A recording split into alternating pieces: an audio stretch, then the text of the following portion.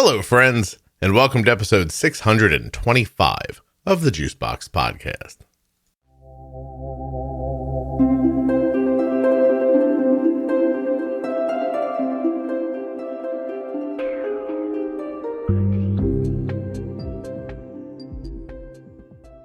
On today's podcast, I'll be speaking with Candace. She's the mother of an 11-year-old child with type 1 diabetes, and she is divorced from her children's father. Today, we're going to talk about what that's like when you and your ex don't agree about type 1 diabetes.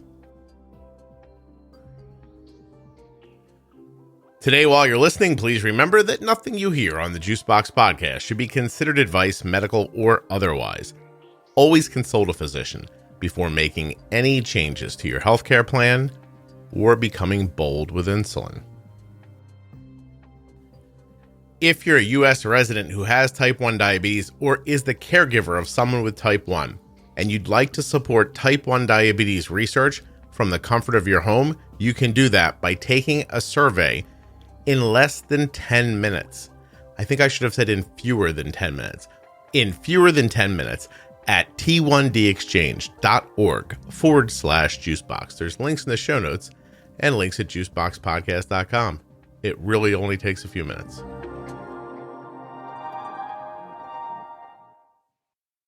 This show is sponsored today by the glucagon that my daughter carries, Gvoke HypoPen. Find out more at gvokeglucagon.com/juicebox. Today's podcast is also sponsored by Touched by Type 1. Please check them out on Facebook, Instagram, and at touchedbytype1.org. My name is Candace, and I have two sons. I have a 15-year-old, and I have an 11-year-old type 1 diabetic.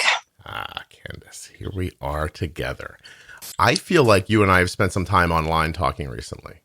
We have. I got to pop up in one of your lives, and you addressed me, and I was super excited. I squealed like a little fangirl. I was like, Scott's talking to me. It's very, very strange, and you should not admit to that out loud. I'll own it. Yeah. I'll totally own it. I appreciate that. I know my wife popped into that live for a couple of minutes. My daughter did. Through my wife's phone. Oh, wow. So she sent me a message at my wife, through Kelly's account. And I could tell she was teasing me when it went by. And as soon as I saw the words, I thought Arden wrote that, not Kelly. I think I remember you saying that. Yeah. You were like, there's no way Kelly said that. It was way too sweet. That has to be my daughter. It was way too sweet. And so I was like, this is not Kelly. I love that you know that about Arden. Yeah. So she's messing with me and I'm like, all right. But I thought that was great. I came upstairs to edit the show one evening and I just didn't have it in me to do it. And I was like, I'll just dump online and say hi to people instead. And then it turned into a whole thing, a couple hundred people in there for a while. So yeah, and it was late for you because here in California, it was probably 8:30 or something or 8 o'clock. So It's been late for you. I was just bored and I didn't want to go to sleep and I just didn't want to edit a show. So yeah.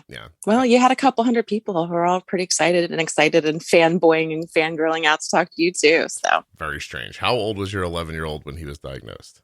He was 11. He was diagnosed in November of last year. Oh, 9 months ago.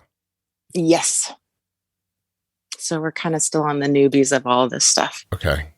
11 years old. I'm making notes for myself. Also, people should know that I looked up, saw that it was August, immediately knew that August was the 8th month of the year, and then added 1 month. Oh, you're so good at your stat math. Right. Because in November, there's 1 month left. And so maybe it's closer to 10 months, but I thought you would agree to 9. So I said 9. Yeah, all right. Absolutely. Let's talk for a minute about what that was like. So how did you figure out that something was up? Kind of the standard, my kiddos they've had this kind of crappy health insurance through my ex for a year and they hadn't been seen. And it's the pandemic and they were really healthy, nothing coming up. And I had recently switched in my job to getting them on my health insurance. And I immediately had scheduled a well check visit for both of them.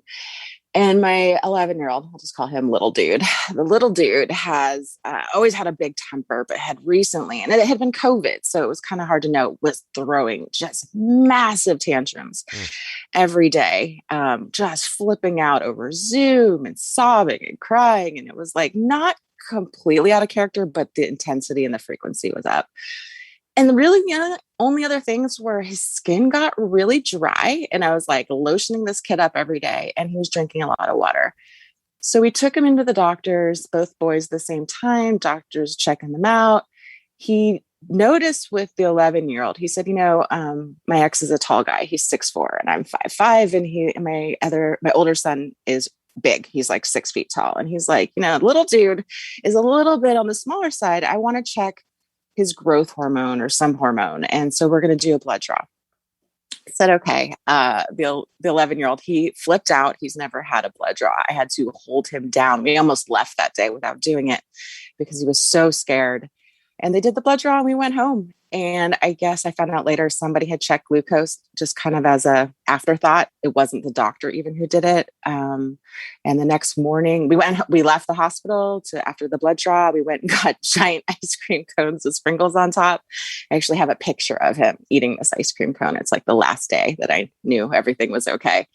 And that at 7:30 in the morning, I started getting calls from the doctor saying, you need to go to the hospital. Your son has type 1 diabetes. And it was just like the day before Thanksgiving and just like, oh crap. Okay. So we drove to the hospital. My ex-husband was visiting his girlfriend's family and they were in San Diego and we're up near San Francisco. So it was pretty far. Called him and he was kind of unsure, like, do I come back? Do I not? I was like, I'm not going to tell you what to do. So he ended up driving back, but we checked into the hospital. Kind of, it was a whirlwind. It was really tough. My guy was hysterical. Like they came in to do the first insulin shot and we had to hold him down. I mean, he was just sobbing. It's too much. It's too much. I can't handle this. And I'm just like, holy crap. I feel like I went into like hyper focused mom mode, of like, we got this, we're going to do this. And so yeah, we spent the next few days at the hospital, but it was also kind of the beginning of dealing with my ex. And, my ex loves the boys. We've been divorced since little guy was 10 months old. And we've had a decent co-parenting relationship. In the beginning of our divorce, we did the whole like nesting thing where like the kids didn't move back and forth like we did, where he would come to the house and I would leave kind of thing. Okay. So we were able to do that for a number of years because, the baby, he was so little at the time. I was like, I don't want him moving around. And my other kid was, 3.5, 4.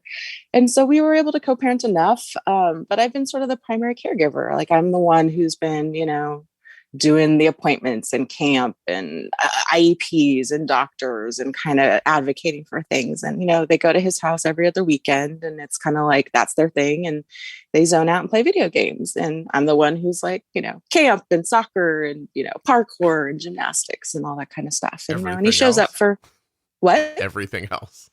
Yeah. Everything else. Yeah. Exactly.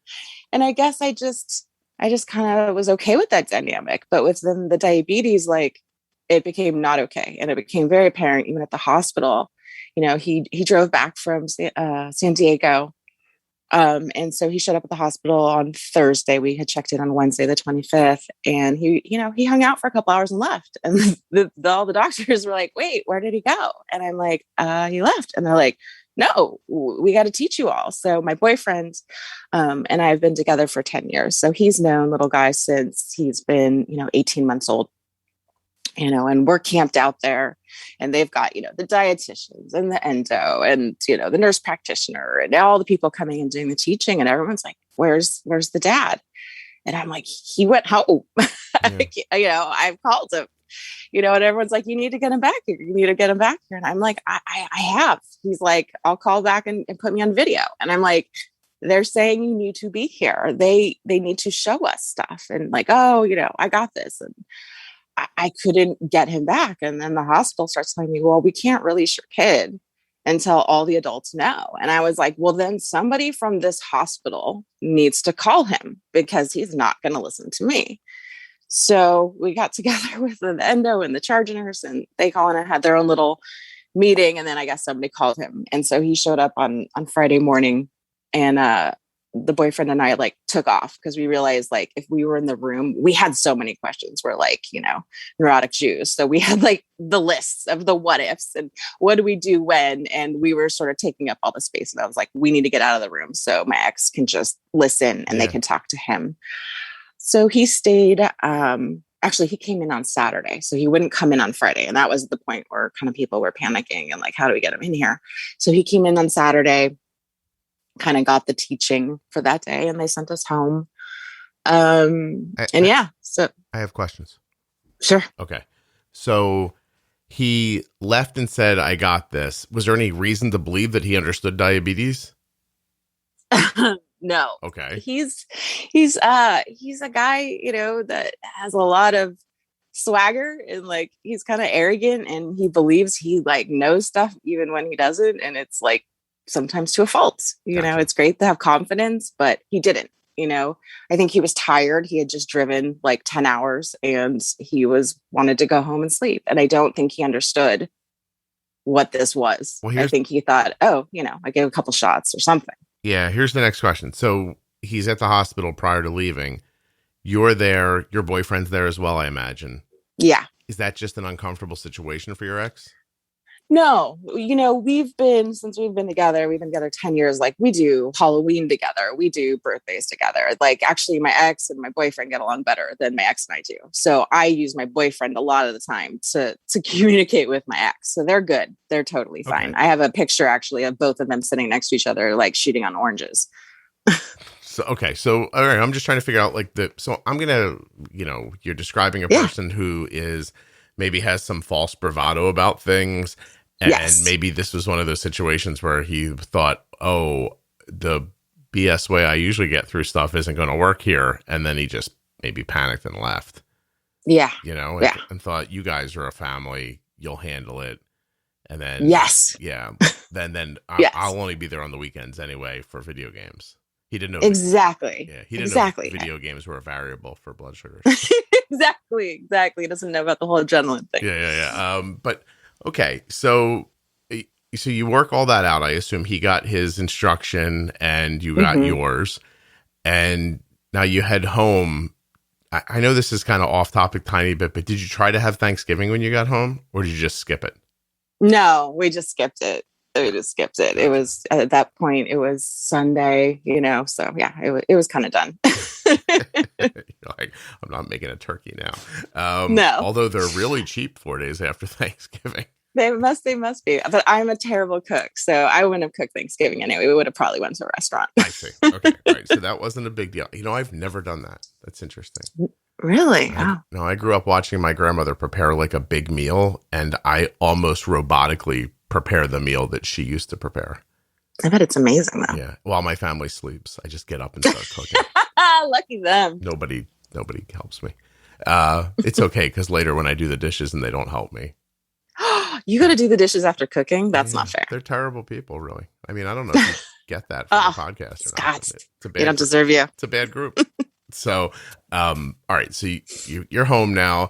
You come home with needles and a meter. Yeah. And a kid who 3 days earlier was punching nurses almost because you were trying. Yeah. So how did that all work out? He was unbelievably amazing. Within a few hours, this kid turned around. And I would have never guessed it. This kid is a total wimp, like in life. Like he's feisty and he's fiery and he's sensitive. And I did not think this was going to go well, but like he turned it around. Like kids are resilient. And he just was like, oh, I get to eat as many cheese sticks as I want. I'm like, yep. Okay. And like, he just kind of embraced it. He's like, I've got what was it? He was like, I don't forget what, like a condition, and it's incurable. I was like, yes, you do. And he kind of was not cool with it. I got him a lovey when we were there at the hospital, I think in the, gift shop. And like, he named it Barrett, which I thought I'm a therapist. So I'm going to be like, psychological about it. I was like, interesting. You named the kid the stuffy Barrett. And he held on to that stuffy, but he came home and he was just brave, and he took his shots, and, we had him test all of our blood sugars, and we were like, we're going to make this like as chill as possible and as disruptive as possible. And he really went with it. And in sort of ways, we were lucky that it was a pandemic. He was doing school from home. And so I was working from home. So it made sort of dosing and lunch and all those things so much easier. And so it was kind of an easier way to start this. Yeah, a lot of consistency. Yeah. Okay. Do you think maybe he calmed down when his blood sugar came down? How high was his blood sugar when he went in? It was 580. Yeah, I think he's already kind of a moody, feisty kid, but it changed. Like once he got home, was on insulin, like the tantrums stopped, the screaming, throwing stuff, like tantrums that he was having over school definitely stopped. His mood was definitely different. What about I can do this? Maybe I'm looking too far into this. Is that from the dad? Did the kids pick up that, like, my understanding? He was very like, I can do this in the sense of, I don't want anything to do with it. You guys do it all. Like, don't ask me, like, in the beginning we'd be like, how many, chicken nuggets do you think you're going to eat? How much this? And it became like, don't ask me, just figure it out. And so we gave him shots. We did it all to him, and all he had to do was like sit there. That part really good. He was okay with this, the taking the injections, checking his blood sugar, that kind of stuff. Yeah. Okay. Yeah. How long did you do it that way? I mean, are you still doing it that way? It's only been. Yeah, we switched to a pump in the beginning of June. So really recently we got the tandem. We got the Dexcom pretty early on. We got that in about like January, maybe a month or two in. And that was great. It was pretty scary though. He was scared. We went to the doctors. It was one of the few times, we went in person because everything's like video calls. And the boyfriend had them put it on him first. And then we put it on little dude, and he was really scared and like, I don't want to wear this thing and I don't like it and it hurts. And we were like, just how about you wear it for one day, and he wore it for the one day and he was like, okay, no more finger pricks. Yeah, I like this. And I was like, fantastic. And then we really did want the pump, and we were pushing for that. And like, they were kind of, I don't know if they're reluctant. They're kind of the old school stuff too. We want you to know how to do this all old school way, blah, blah, blah. And I was like, I get this. And I think that the nurse at some point, that we talk to all the time, got that when I started adjusting, Lantus and carb ratios on my own to, figure out blood sugar. She was like, okay, we can move to a pump. And, at that point, we'd been doing it for a while. And so they were, okay, we'll move you to the pump. I like how your son's sort of a cheap date. Like he's like, was overtaken easily by, if I just get to eat a bunch of cheese sticks, this is better. And it took one day of not getting his fingers like stuck, and he was like, all right, I'll do this thing that, that just he's hours before he's like vehement. I think there's a good lesson in that for people actually, because you do see sometimes like people talk about like, my kid put up such a fight.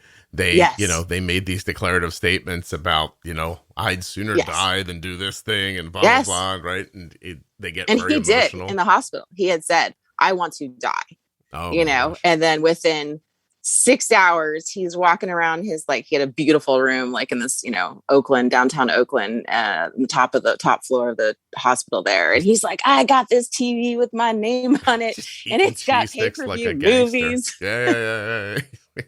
Cheese sticks in between his fingers. yeah. He was like, I've got it going on. So yeah, for sure. I just think that's important to realize that. I mean, those are fairly common reactions to things like that. And I think that, oftentimes and understandably, this is the first medical situation people have ever been in. So they take the kids super literally at their word. And very seriously. Like, she said this is how they feel, and so this is it now. And I'm always like, I don't know, like, what was the last decision you let him make? You know what I mean? Of any importance? Exactly. Like, this is his health, and we've been very pro, like, it's his body, and like, you get to choose where stuff goes on you or how we do it. And we're very slow. Like with shots, it was always like, okay, you show me where. Are you ready? We'd always count it down, but it wasn't an option. And so the same thing with, we kind of step by step was just like, this is what's happening. I get it. I hear your protest, but we're going to try it. And then if you don't like it, all right, we'll talk about it. Yeah. Yeah. You have to give it a shot. I mean, honestly, I refinanced our mortgage a year ago I never asked the kids what they thought about it once. I didn't say like, what do you guys think about this refi? I'm thinking of taking some years off, but leaving the payment the same. Right. Yeah, I'm sure Kelly had something to say about it. I don't know. Even she's like, what's going to happen? And I told her, she's like, okay. But no, I mean, less money. I just think like, I'll tell you what, cutting years off your mortgage saves you a ton of money. It was really great. But my point is that, I mean, it's a health concern, and I get that they're scared and that you don't want to force them into something. You don't want to make them do something that they don't want to do, because that has its own set of pitfalls too. But you have to try, and because they can't imagine the other side of this like you can. And so you have to show it to them is all. No, and they're scared, you know, and they're scared, like, and he's a very avoidant kid. If he's scared, he's like, I'm not doing that. That looks scary. That sounds scary. Hell no. No, thank you. You know? Yeah, of course. You want to sign me up to attach something to my body? No, I'll do this thing that I know already. The finger pricks, that's tolerable. And then you get the Dexcom on, you're like, oh, this is way better. Yeah. And then all of a sudden you understand you're in a new situation, and there are different implications now, and you have to make decisions based on those. So okay, so I'm assuming for a large part of this conversation, we're really going to be talking about the difficulties you were having with their dad, right? Like, I mean, it's been a struggle, and I joined like a bunch of Facebook groups in the hospital, and I think I found the podcast like a weekend, it's just, I think my way of dealing with anxiety is I'm going to learn everything, and I'm going to read everything, and I'm going to find out as much as I can. And, the more that I was learning, I was like, oh, like, this is really complicated. They set us home with, like you said, like some needles, some instructions, a ratio, and the ex got that, and every other weekend they go to his house, and I'd send them, and we had the log book where you wrote down everything he ate and how much insulin you gave, and the instructions, and I would send all of that with him, and like we'd get the book back, and like the numbers were wrong, like the amount of insulin he was giving was wrong, the food, I could see what he was eating, and it was like waffles with chocolate syrup for breakfast, and I'm just like, and those are the things that I let go. I'm like, I can't dictate what he's going to eat at that house. I can't dictate, moving his body, but the numbers are wrong. The amount of insulin he's giving is wrong. And so we have tried, both the boyfriend and I, in every which way to be like, hey, this is hard. We have each other to talk to and bounce ideas off. And it's just you. I mean, he lives with a girlfriend, but his girlfriend is like very hands off about the kids. Like, those are his kids. She's not involved really with them. And so I get it. It's just him, and I have compassion for him. It's a lot. But I was like, call the boyfriend, call in the middle of the night. You can call before every meal. Like, I'm terrible at math. I thought immediately when this went down in the hospital, like, I'm going to kill my kid. I am at the worst at math ever. Like, I have never passed a math class. I got through graduate school without ever passing algebra. Like, it is insane. And I'm just thinking, I'm going to kill my kid with this insulin thing and ratios and carbs and, insulin sensitivity factors. So I understood. I was so compassionate for him about how hard this was. But I was like, call us. We'll work it through, because I could always bounce everything off my boyfriend of like, are my numbers right? Did I do this right? Yeah. Can you check the syringe? And he didn't. And he would, I got this. I'm fine. No. And then we get the book back, and we're like, dude, the numbers are off. Like, you gave way too much insulin, or these numbers don't make sense. And we'd walk it through, and yeah. Well, no, I just, I was just tired, or I just this or that, and then he might call for a meal or two and say, okay, he's getting, 45 carbs. What do I do? And what's his blood sugar now? Okay. And we give it to him. And that's it. And then he would be like, I'm good. And then, it started happening especially with the Dexcom. I would see little guy's numbers like just rising, and he's like sitting around, 300 or whatever. And I call my ex and I'm like, you got to test him for ketones. And he's like, oh, I can't find the bottle. And I'm like, okay, well, go to CVS. Like, you got to test him for ketones. He's over 300. He's been there for a while. Right. Oh, yeah. Well, no, it's a prescription, right? No, it's not a prescription. You can get it on Amazon. You can go to CVS. You can go to the damn any pharmacy. And he didn't do it. He just wouldn't do it. And I'm like, I don't understand. Like, I know you love this kid, and I just don't think he understood how dangerous it was. So what do you do to try to make him understand the gravity of it? Like, and these steps obviously didn't work. Let me jump ahead for a second and ask a question. Sure. I'll jump right back. Does he get it now? I don't know. Okay. All right. So then what have you tried so far to explain the gravity of it? I have called every single member of our endo team and begged them to call him. I've talked to our endocrinologist. I've talked to our, nurse practitioner. I've talked to the dietitian. I've talked to our social worker, because we have like the whole team. Mm-hmm. And I've explained this because, I'm struggling here. And finally, when we got to the pump, and it was the first week on the pump, and little dude went to his house.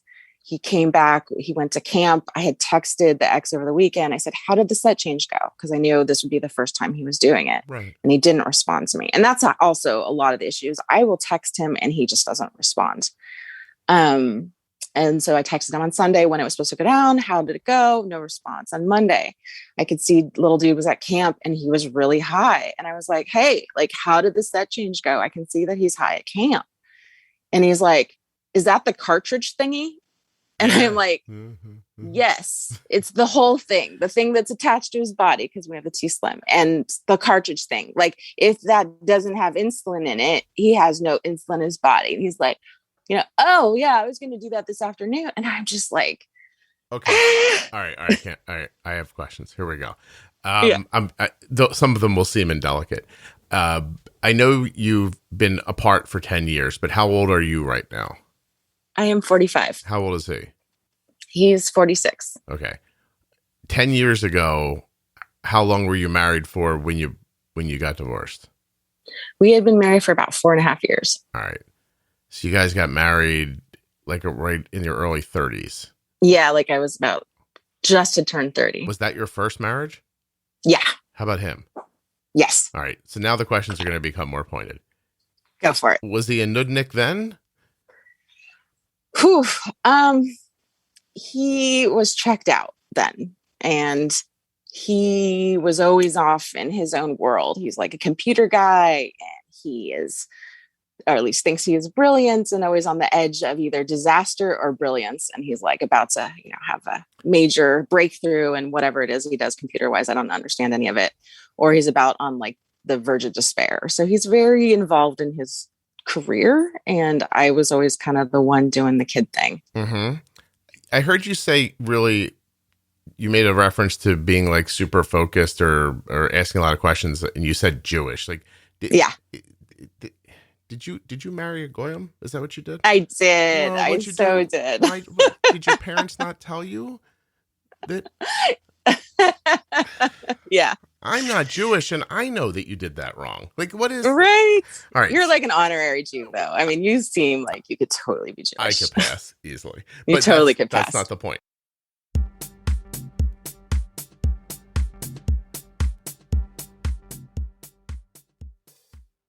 Gvoke HypoPen has no visible needle and is the first pre-mixed auto-injector of glucagon for very low blood sugar in adults and kids with diabetes, ages 2 and above.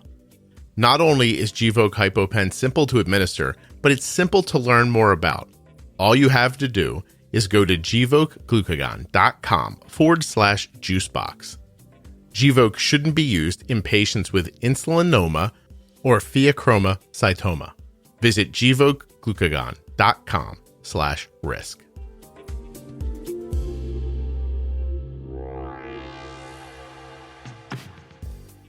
Touched by Type 1 has a simple mission to elevate awareness of Type 1 diabetes, raise funds to find a cure, and inspire those with diabetes to thrive.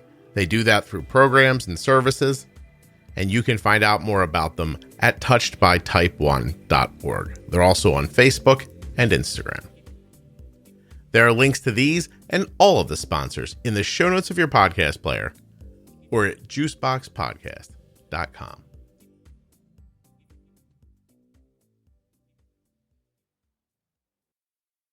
Okay, so that the entire time you're talking, I'm like, what did she do? She found a Gentile and got married and messed the whole thing up. Like I could tell immediately. Not the point. The point is this. I know. I made some bad choices. I was living in Boston and I was in grad school and I met him and I'm from California and I'm like, oh, he's a big handsome guy. And I was like, yeah, I'm 29. Hold on. Let's get married. Hold on, Candace. I know more about you than you think. So I want to say two things here. First of all, you're cool if you're not Jewish. Just, I'm telling you, Jewish girls sometimes have expectations that Goyim boys don't know how to like meet. And that's not for nothing. But I thought you met a big, tall, handsome boy, didn't you? I did. God damn. Yeah. You called it. Do you want to tell the girls now? The young ones? Go ahead. Married Jewish boy. Or you got to find a nice guy. You can't find a nice guy. Yeah. I guarantee you right now, if I was that tall and handsome, I would put almost no effort into anything. Because you don't have to. I would just walk around and I'd be like, hey, do you see how goddamn handsome I am? Come over here and do stuff for me. Like make me food or clean the thing or I don't know. It would be 1951 in my head if I was that. Is that what happens like after you're like, once you hit past 6'1", 6'2", you just don't have to try? I don't even know. I'm so jealous of tall men. I couldn't even begin to tell you. I'm like a child. I look up at them and they look down at me and I know they absolutely think I'm a woman. Like, I'm not even kidding. Like, I know they look down and they're like, oh, everyone shorter than me is just not a man like I am. I know that is in the back of their head somewhere. Not everybody. No, I don't think tall, so. Decent people, but that's not my boyfriend's gonna kill me, but he's pretty short. Like he's like way shorter. Oh no, you figured out that the boyfriend's Jewish. Yes. Oh yeah. Yeah. Oh please, him you won't marry. This guy's stuck with you for 10 years. You're not going to marry him because the last guy didn't work out. Yeah, no way. Never getting married again. Not happening. Way to go, Candace. I learned my lesson on that, but no. You figured everything out backwards, but that's okay. Yeah. Like, all right. So we can't. I wish I could go back to my 29-year-old self. So you don't need to get married. Like I didn't even really want to. It was more of a I felt like, oh, this is a thing I'm supposed to be doing. You know, I'm older. Yeah. And this guy's so pretty. He's so cute. Yeah. I want to have babies, and this is kind of what we're supposed to be doing. I'm 29, and then I think you're supposed to wait till after you're bored about the sex before you make decisions like that. Next time I would. Well, next time. Why next time? You got a guy now. He's going to stay with you till the end of time. Yeah, no, we're not getting married. It's never going to happen. But this new guy he'd stay 3 days after you kicked him out, wouldn't he? Yes, yeah, absolutely. But I love you. He'd be in the driveway. Yeah. Yeah. Okay. I hope all you girls hear what's happening here. Let me take a drink of water. I grew up my entire life with women around me telling me, you're such a nice person. You're such a good person. Girls are going to love that. Blah, blah, blah. Let me tell you something. Not one girl appreciated that the entire I went for the guy that, he ignored me. I got to Boston and I was dating two guys when I first got there. I was like, yeah, I'm on my own. I'm in grad school. And I was dating this doctor and then this guy, and I called him the computer guy. And the doctor liked me and he wasn't Jewish, but he was all over it, wanted to date. And computer guy, my ex, was ignoring me. So of course I wanted to be with the guy who ignored me. For non-Jews out there, the doctor part makes him acceptable, even though he wasn't. Yeah, your mom would have been like, oh, that's fine. Oh, absolutely. Doctor, yeah.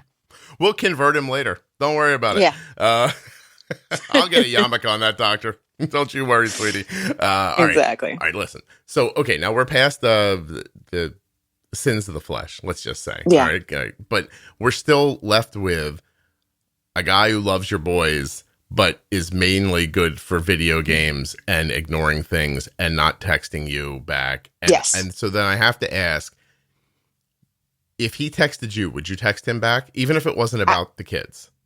Yeah. You would. Okay. So middle of the day, hey, blah, blah, blah. I have a question. I don't understand how the garbage disposal works. I'm assuming he doesn't understand that. And so, and you would say, oh, it's the button next to the sink. You wouldn't. I would, because it would be so out of character for him to text me randomly. I would be like, this must be important. Okay. But if you sent him a similar text, you're not going to get any response whatsoever. Is there a chance that this is because his girlfriend doesn't want to see him texting with you and your boyfriend doesn't mind if he texts you? That is a possibility. His girlfriend's been around for about 6 or 7 years. I always invite her to the birthday parties and stuff. And she has shown up a few times, but I don't even know this woman's last name. Mm-hmm. Is she blonde? She's got like lightish brown hair, maybe blonde. I don't know. I haven't seen her in years. Like, I couldn't even probably pick her out of a lineup anymore. Like, I haven't seen her. It's been years since I've seen her. So I think she's very, very threatened by me. I have no judgments about blondes, but if you get Arden back on here ever, I will ask her opinions. If you have a certain angular jaw and a lightness of your hair, Arden says she doesn't trust you. I think Arden's a smart girl. I don't even know what that means. Like, but she'll be like, not sure about that, girl. I'm like, how do you, what are you basing this on? She goes, do you see your jawline? It's the jawline. I was like, what? I was like, what do you take from that exactly? She's like, I don't know. I can tell. And I'm like, oh, okay. I think she's kidding. But anyway, I just wanted to work in one of Arden's jokes so that 10 years from now, if she hears that, she'll be like, oh my God, I did used to say stuff Thanks, like that. Dad. Yeah. Okay. So painting with broad strokes here. Yeah. Right. That's a good point to say once in a while. Don't you assume if people listen, they understand? Like you listen, you understand like that. I'm kidding about that. I think you'd have to. I think so. Yeah. I think most people who listen would have to get your sense of humor or they wouldn't keep listening. Yeah. And you would think. And unless this is your first episode and you're very blonde and have an angular jaw, and then right now I might have just gotten myself out of a subscription or a listen, but that's okay. Or you freaked out all the short Jewish guys out there. You know? Just, all right, blonde girls, hang on. You're going to love this. Just stick with me. Okay. Jesus. You have no idea how many people are just like, Jewish? What's that? People in the middle of the country right now, like, I don't know what you're talking about. I'm kidding. We're the ones running the world, right? That's what I heard.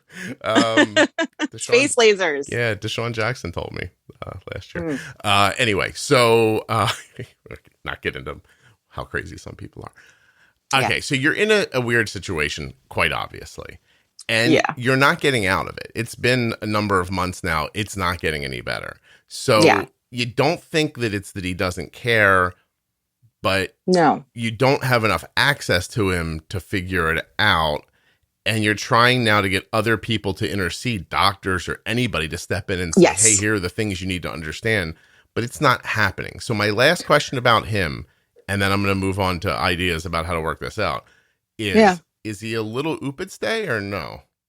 No, I think he's actually a really bright guy, which is even more frustrating. I think that he is just so focused on his work and his own life that it's just not, I don't know if he doesn't get the urgency to it. You know, like we had a situation a couple nights ago where I could see little dude was like drifting fast down and I'm watching the arrow and it's like my night off. It's Friday. The kids are gone. I've had them for like a week and a half. And I'm like, yes, I'm going to chill out. And I'm looking at the Dexcom and I'm like, he is dropping 7 points every 5 minutes. And at like 100, or maybe it was like, he was at 110. And I was like, he's going to need a uncovered like snack stand. Text it. No response. He starts dropping down to 90. I was like, hey, carbs, nothing. 20 minutes later, he's at 80, carbs, no response. It's about 11 o'clock. I end up just calling my kid because he has an iPhone now for the Dexcom. Yeah. I call him on FaceTime. I'm like, dude, have you looked at your number? And he's like, what? Because he's playing video games. It's 11 o'clock at night, which he wouldn't be awake at my house at 11 o'clock at night. I said, look at your Dexcom. And he's like, oh, I'm 68. I was like, yes, you need some carbs. Okay. So he goes and he got himself some carbs. So I was like, all right. So I figured out I'll just bypass. You know, I had always gone through the X to try to do the stuff. And I was like, okay, you know what? I'm just going to go straight to my kid. Yeah, he won't. And your ex won't care. No. He'll be happy to be out of it. I wonder if I see two similarities here. I wonder if not being around while your son's growing up makes it so that you don't have those moments along the way. I don't even know how to like describe those moments, but moments when yourself becomes less important when you start to see the bigger picture about the kids and what they need and how much time that takes, and where you have to make that thing in your head where you go, okay, there's this thing I enjoy. I used to play this game, or I used to do this, but I can't do that anymore. I don't have enough time. Like, I used to play video games when I was in my 20s too. And I haven't played a video game in forever, like decades probably. The closest I come to a video game is like walking in my son's room and going, oh my God, this is so realistic. Like, and I'll stand and watch it for a couple of minutes and I'll be like, that's amazing. And then I'll ask him a couple questions and then I leave because I'm an adult. He hasn't had that. I don't know. Like, there was something, and I'm sure a lot of, you they have this transformative thing, right? Where like the center of the universe changes from you to them. And that didn't happen for him. And so he loves them and they're great, but he doesn't see them. He sees like all the extensions of him and how much they're like him. But he doesn't really see them. And the 15-year-old doesn't notice it as much, but the 11-year-old does. He'll come home and he'll be like, I don't feel important. Or he was doing work all weekend, or I want to go back. I miss him. And I was like, oh, but you just spent all weekend there. But like, he's like, we talk about having a love battery. I'm a therapist. So I'm like, how's your love battery? And he's like, it's empty, and it's like, they're not getting the interaction. They go over there, they sit in their room and they play video games, and they get fed. But like, my ex has never taken them on a trip, like not like to a cabin or weekends anywhere. So it's like you're kenneling them for the weekend, every other weekend. Yes, I am. Sorry, I didn't mean to be harsh, but that's and he doesn't. It's interesting because he doesn't have the time in the simulator, right? Like if the 10,000 hours thing is anywhere close to being right, you've got 30,000 hours and he's got 300 hours. Yeah. Okay, and that's going to work out the same way for the diabetes, because I'm always saying, I know we don't want things to go wrong, but you almost need them to go wrong so that you can see what wrong looks like, so you can figure out how to get to right. And I know it's a weird thing, but you have to have a lot of experiences over and over again, meals after meals after meals, so things start making sense. And he's not having those experiences either. So you're coming at him with, hey, listen, I see that the pitch of this line tells me at 110 that he needs a snack. And he probably looks and goes, the kid's blood sugar is 110. She's out of her mind. Exactly. And like, I'm just like, the overprotective helicopter Jewish mama who's like intruding on his weekend. Yeah. And I'll tell you a secret about boys. Once you stop showing them your soft parts, they don't listen anymore. Yeah. So that's really the only control you have over men is like, there's no control. That's not happening. If they think something may one time at some point ever again happen. Like, I'm thinking that Friday night, your poor boyfriend's sitting there going, I'm not having sex. Actually, no, he's pretty worried too. And he's frustrated. I mean, we've both been up at like 1 a.m. and where we see little dude going low. And we're like, is somebody going to give him carbs? Is someone going to, and we just see him bouncing around 70, 68, 70. And it's like 2 a.m. And we're like, do we call him? And like, sometimes sometimes we've texted, and like, I don't think there's times where he's treated him and he didn't go really low. He ended up fine. And it's just like, and I've asked the ex, I'm like, did you wake up? And he's like, oh, sometimes I can't hear my alarm. And I'm like, okay, then what do you do to fix that? Hey, there's an app called Sugarmate that calls you. Hey, do you need to get like a speaker?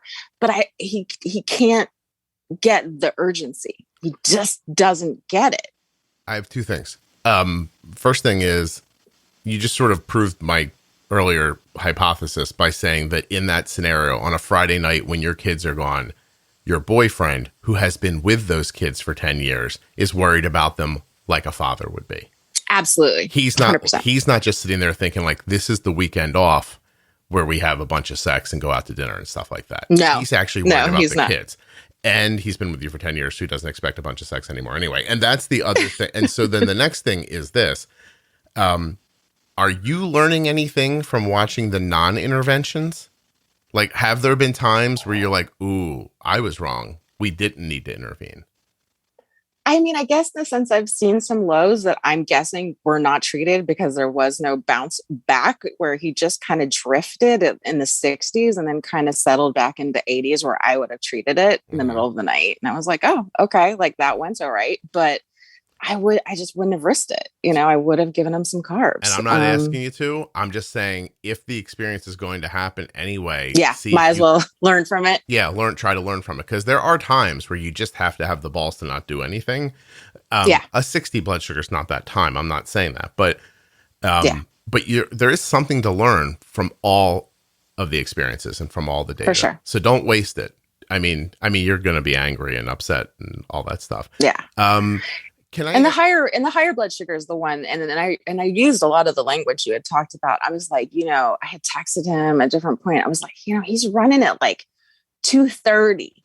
And I was like, when he's over 200, we are taking minutes off his life. We are losing fingers and toes. We are losing eyesight. Like, let's not do this.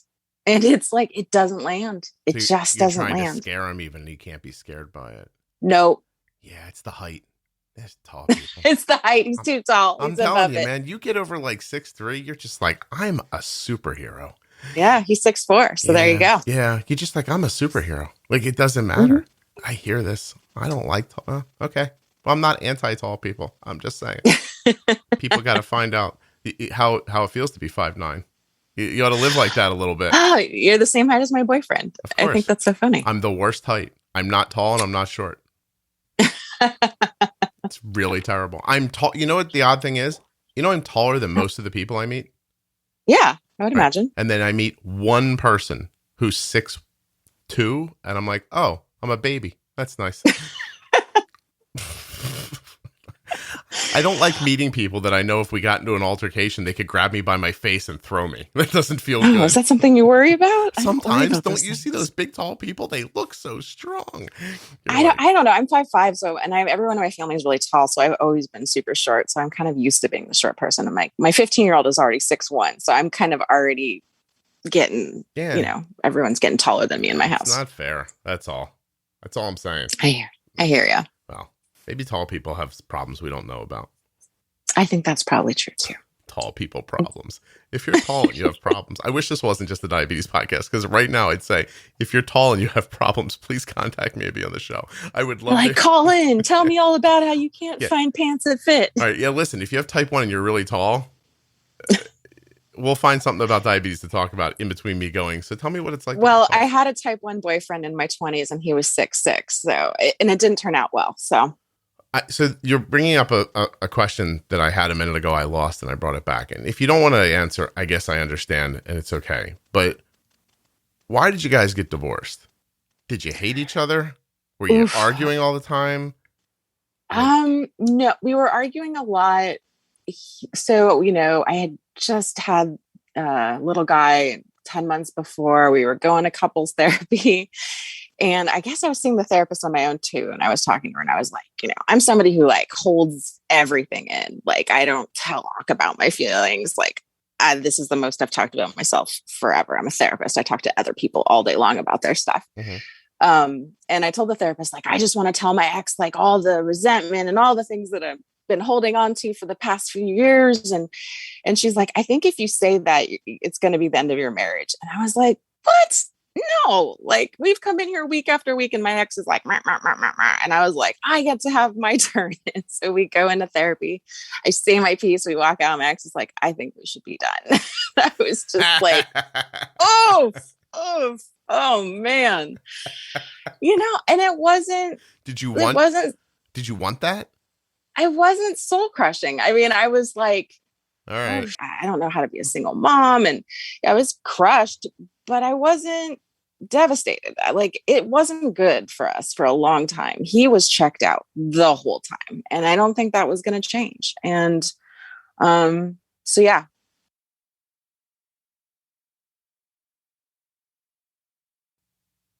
Was he cheating? Any cheating? No cheating. I don't know. There was a, I don't know if it's real cheating. There was a girl online that I think he was talking to who lived halfway across the country. So he hadn't cheated in real life yet.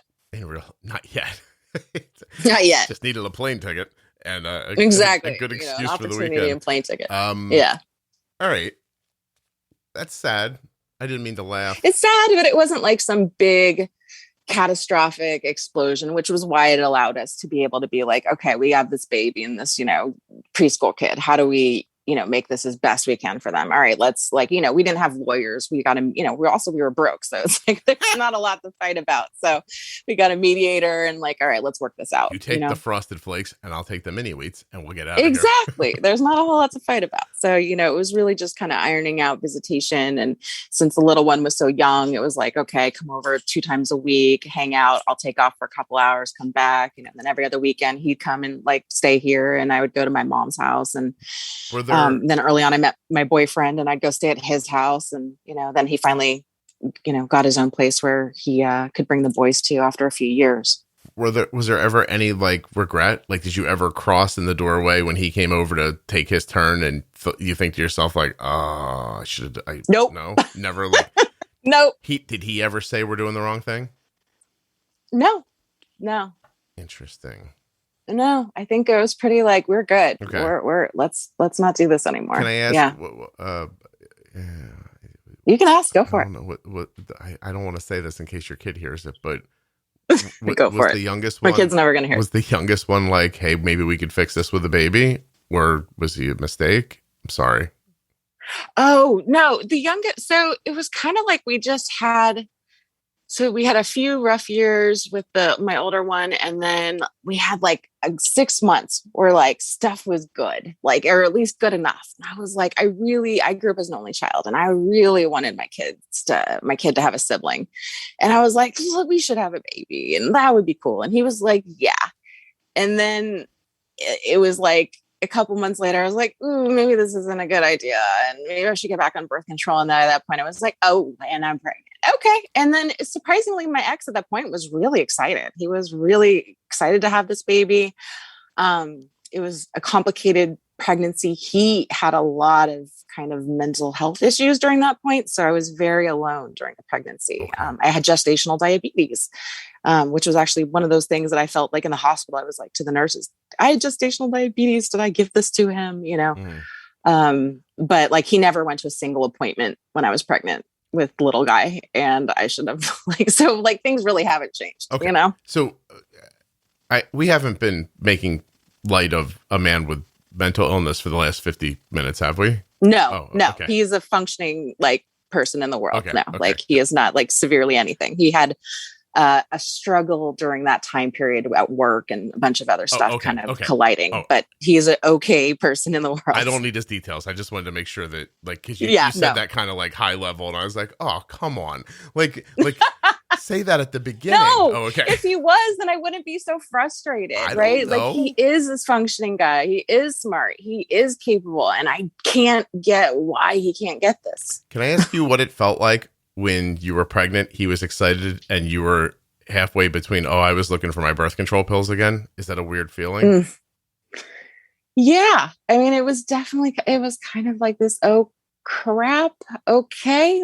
Pivot to, all right, we're going to do this. And and then once, baby's there, it was all right, I'm going to be excited about this kid, right. No, I'm not. And this is no reflection on your son, obviously. I'm just trying to talk to you like an adult. So totally. Yeah. So he doesn't. I don't think there was a whole lot of word, regret. Or I think it was once I realized I was pregnant, it was okay, this is what's happening. And, I'm all on board. Gotcha.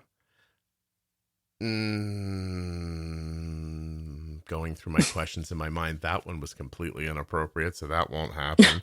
And you all have no idea how many questions I don't ask during the course of these conversations where I'm I wonder about, no, that won't work. I get it. There are some really lovely, ask people but there are lovely questions all day long. There are lovely, nice people that listen to this podcast too. And they don't want to, I'm sure. They don't want to hear my darker thoughts.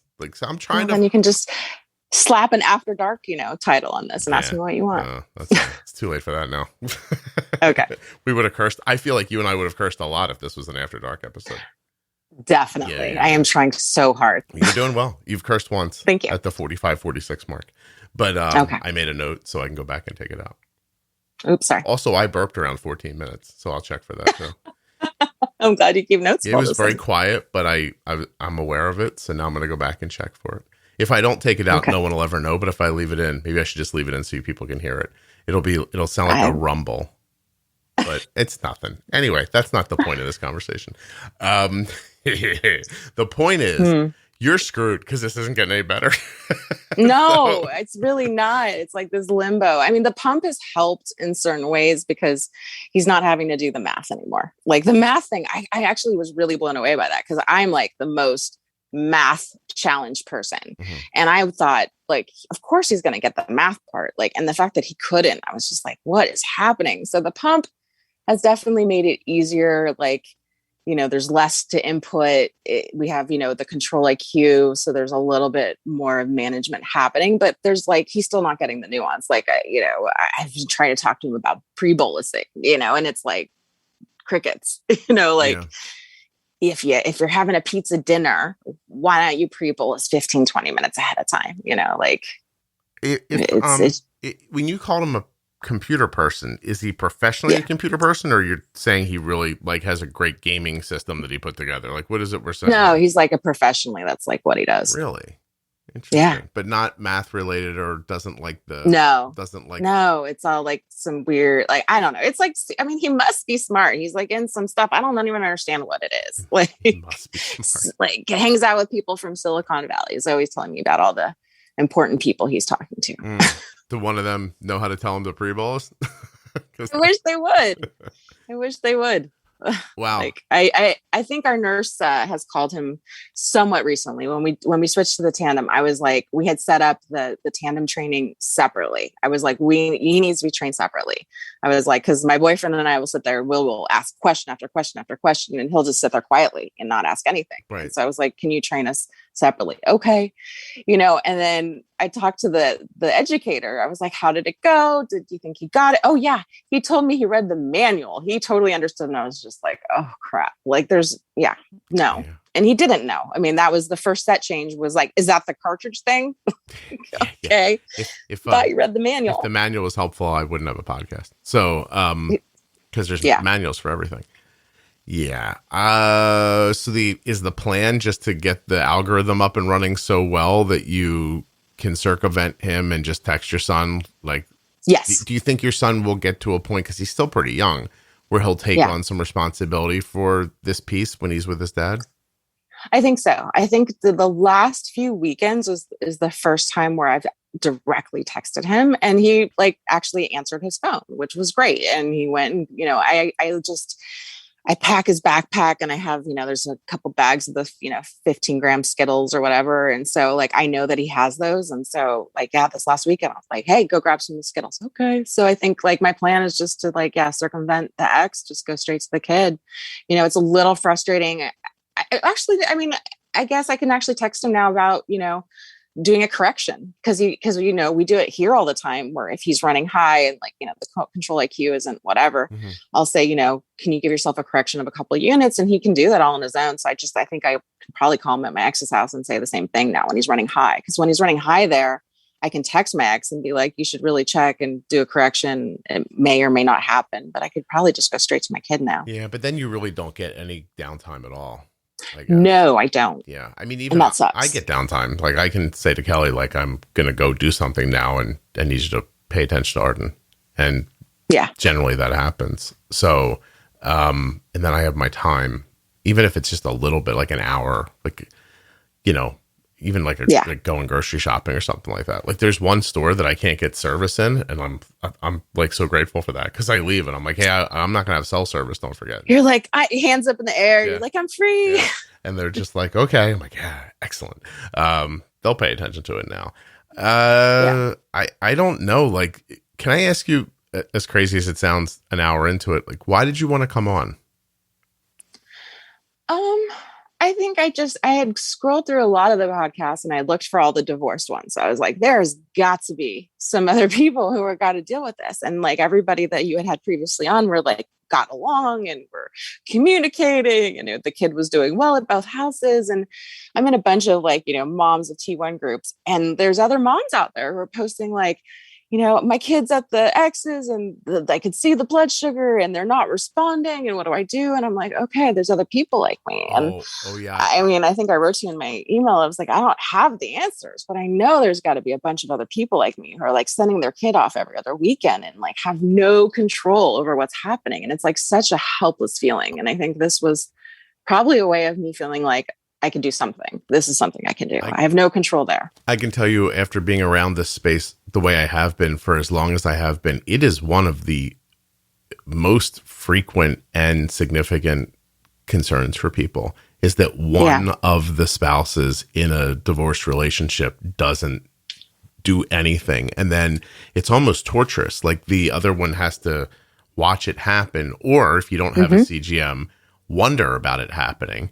And then they don't have this communication. They can't even quell their fear. So they live in this heightened sense of like kind of like horror the entire time the kid's gone. Either seeing what's going on and knowing it's bad for their health, or imagining that's what's happening and not even being able to see.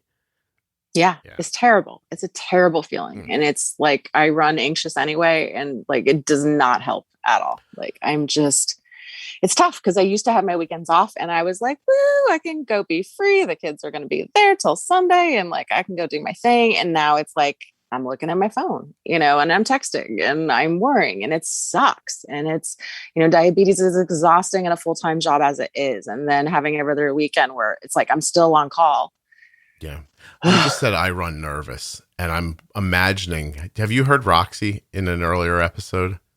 Like yes, the girl with her sister. The entire time that you're talking, I'm like, Roxy's going to love this episode. And then you just said, I run nervous. And I thought that's something Roxy would say about herself. I run nervous. Yeah, I run anxious and nervous all the time. I run nervous. Anyway, so you're in I'm trying to put myself in the shoes of everybody who's ever written a note like that. And I don't know how you make another person care. Like, to me, if you came to me and said, look, when our kid's blood sugar is like it is when he's here or when she's here, this is how she feels. This is how he feels. And when you put him in this situation where it's bouncing around, it's getting high and it's getting low, it literally changes who they are. Like, if you said that to me, I'd be like, oh, okay, I'll fix it. If I didn't know that. But when you're in a situation where you'll say that to someone and they'll just go, I'll get to it. I don't know. Yeah. I don't know what to do about that. And I don't know that it seems kind of cruel to me to like bounce the kid from well managed to ill managed and back and forth, because at some point your ex has got, and anybody's ex has to realize that one day the kid's going to go, I don't want to go there. I don't feel well when I'm there. Like, it's going to ruin that thing. But maybe some people just don't have that kind of parental connection. Like, maybe that's just, I don't know. I don't, it's for me, like, I think for my little guy, like, he doesn't feel high. When he's high, he doesn't feel different. I don't necessarily see any behavioral changes in him. He obviously knows when he's low. And when they're at my ex's, they literally don't leave the house. They are sitting in a bedroom playing video games. So I think he doesn't feel it if he's super high, where if we were here and we're out doing stuff. And so he might notice it a little more, and we're treating it, like if he's high, I'm like, we're going swimming, right? Like, we're going to get you dropped down. Yeah. And at his house, like, I think he's just so like, I mean, I don't think both the kids are like, could be completely addicted to video games. Like, they would never leave their house and they could just play, and they wouldn't even eat if you didn't like make them. So I think they're perfectly content to be there and play video games. And I don't think that my ex is engaging enough with them to notice any changes behaviorally. I think, he checks in on them, he feeds them, and, maybe they hang out and have dinner, but that's probably the extent of it. It's hard for me to think about that because I'm just going to say something that's going to be embarrassing, but my son's leaving for college in 4 days, and going back for his senior year. Now, he's been here for a while because of COVID. And last night he was in the kitchen. Last night was one of those weird nights where I was like a short order cook. Nobody wanted the same thing. And so I spent like 3 hours, it felt like, from like 5 to 8 o'clock cooking for different people. But everyone was downstairs waiting for their food and doing something else at the same time.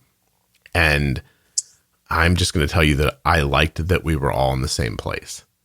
Yeah. And it's lovely. Yeah. And then it got done, and I was just hot from cooking. And I said to Kelly, like, I want to take a shower before I go to bed. And as I was walking up the stairs, I had this fleeting thought. Like, I don't want anyone to think that it burdened me for hours or, that I was crumbling at my core. But I was walking upstairs and I thought, well, maybe I should just stay downstairs a little longer until Cole goes to his room and then I'll take a shower, because I don't want to waste this time where we're together when he's going to be gone in 4 days. Yeah, I totally get it. And I don't understand how somebody who's only seeing their children every other weekend to begin with wouldn't make that weekend as special as possible and together as possible. I agree. I can't fathom what you're saying, which is what makes it even more difficult. And I'm imagining in a classic relationship where this is happening, where the man is acting more the way your ex is, and the mom, who is not just been raising the kids, but now has been intertwined in this diabetes stuff. I would imagine you couldn't put it into words if your life depended on it. Why is this happening? There's no way for you to know. It's really hard to make sense of it, because I know he loves them, right? But he just engages with them in a way that doesn't make sense. I don't get it. We have so many things that me, my boyfriend, and my 2 boys all do together, whether it's playing, cards, or, yes, we drag them off their computers and we're going to go and do something. We're going to go take a walk. We go on vacation, and I understand, I think those moments are so special. And I feel like they're fleeting, that the fact my 15-year-old is willing to hang out with me, I'm hanging on to that, as long as possible. He's not shunning me yet. Anybody who doesn't think that's going to come to a grinding halt is not paying attention to how it works. I can see the ticking, the fact that unless it any moment matter. And maybe, and look, let's just take ourselves out of who we are for a second. If that's not how a person feels, then I understand this. I understand not caring if they play video games all day, because I don't feel like a person who wants to be around all the time together. Maybe your ex-husband didn't have that with his father or whatever, but I didn't have that with my father either. But that's not, the point is that I think some people just aren't wired that way. And I don't think they're men necessarily, or I think it could be women as well. Some people are just not parental, yes. In that way. I think that I think it's something about being related. It's not just parental. I think it's something about the way he engages with people in general. I think he struggles with people and friendships, and he doesn't have a lot of close friends. I think there's something about the way he relates to people and engages with people that has some obviously issues. Yeah. Well, it's just that makes me sad.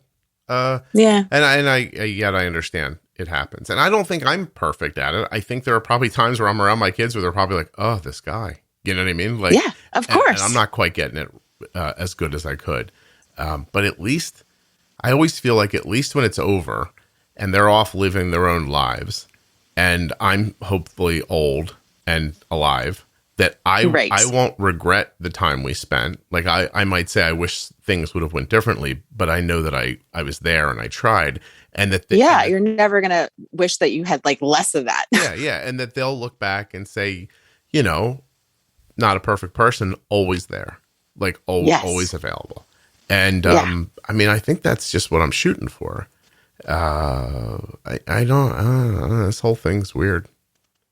Yeah. And it's just, I guess I don't know why I was so surprised by it. I think I shouldn't have been, but I still was. I guess I had hopes with the diabetes, he's going to be responsive. He's going to do the right thing. He's going to really be involved. And it's but the truth is, this went exactly the way it was going to go. It was. Yeah. So I think I was naive to think anything differently. So is the answer, don't expect things from people they don't have to give? Oof, I don't know. I don't think there's an answer. I think all you can do is, I've worked really hard to have a good relationship with him and try not to be judgmental and to be compassionate and to put out there that this is hard, and that I'm I'm open 24/7. You can call me, you can text me. I'm happy to talk to you. And I don't know. It's not who I don't know how you get the urgency into somebody. I know that the nurse called him and explained sort of the danger, especially once we got to the pump, of high blood sugar and what you need to do. And, but I still don't think he necessarily gets it. Nope. Okay. Well, there you go. I'm going to end on, I don't think you can expect things from people they don't have to give. And then you're going to have to adjust and work around those things. It's just, you're asking a flower to be a rock. Vice versa, whatever. It's just not going to happen. Yeah. So, geez. Well, this was fun. That was fun. That was a downer. Candace, you just would have done what your mom told you. This all would have been okay. Oh, if I just would have married a Jewish boy. I don't know. I don't even know if she ever said that to you. I just imagine that while you were getting married. I don't think she actually did. I mean, I think it was kind of like I think she probably expected I wasn't going to marry a Jewish boy, Wow. That's all right. And I feel very lucky. I have my boyfriend who is like this wonderful father figure to the boys, and they love him, and he fills up all those cracks that are missing. Like he's the one who shows up to every conference and shows up to everything and goes to the doctor's appointments with me and has his notebook out with all his questions. And, they have all their bedtime routines with him. And so like they're getting that. They just don't get that from the person they really want it from the most, which is my ex. Like they so badly want it from him. I can see them, really trying to get it, and it's just not getting heard. Yeah. One of my brothers is a really excellent stepfather, and there's not enough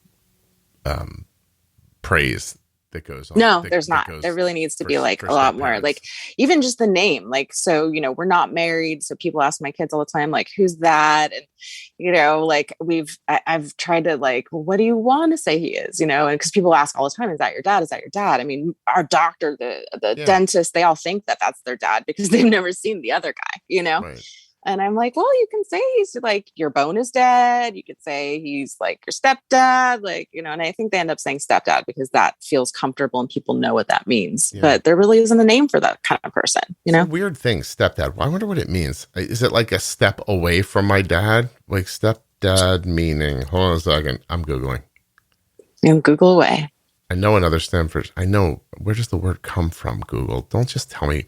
How can you tell me stepdad means another term for stepfather? Like that is not a valuable return. It seems redundant. On my time. A man who is the husband of or partner of one's mother after the divorce or separation of one's parents or the death of a father. Yeah. But where does the word come from? Like, why did somebody first say stepdad? Step. Like you're one step away. One step away, right? Like that's isn't that how it makes you feel? Yeah. Right. And it sucks because he does not feel that way. He feels like their dad. Nah, he's the top step. Yeah, totally. You call him top step dad. I will. Please don't. Actually, I call him the faux baby daddy who likes faux. That's actually his title. Candace, I would have left you too. No, I'm just kidding. I was teasing. Thank you, Scott. That's fantastic. I was teasing. I just wanted to leave I'll call you a name that you'll have to bleep out. I just wanted to leave on a laugh, Candace. That's all. Thanks, Scott. No. Yeah, you were very kind to do this. It's yeah, no problem. I felt like there had to be other people out there like me, like it's hard. He's not like my ex isn't the devil, like, right? He's not this bad person who's doing bad things out in the world and doesn't care. It's like, what do you do with somebody who's indifferent? And I like I said, I don't have the answers. I just know that I'm living it and it sucks. Yeah. Okay. Can I ask you one more question, but I'm going to stop the recording for it? Okay. Yeah. Did your ex have a huge...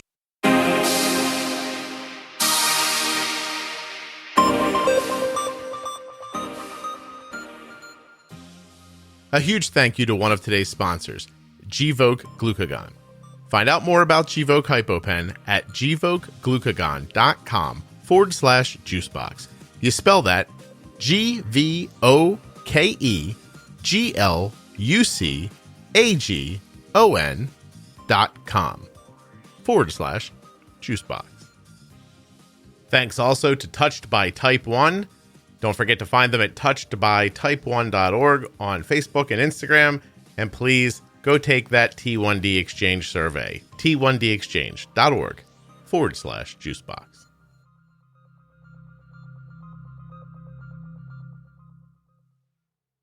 Thank you so much for listening. I'll be back very soon with another episode of the Juicebox Podcast.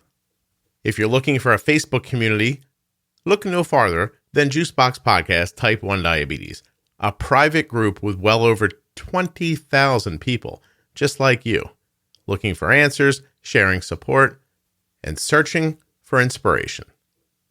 You don't have to participate, you can just watch, or you can jump right in and start chatting. Juicebox Podcast Type 1 Diabetes on Facebook. It's a private group. You're going to have to answer a couple of membership questions to prove you're a real person. And then after that, you're right in.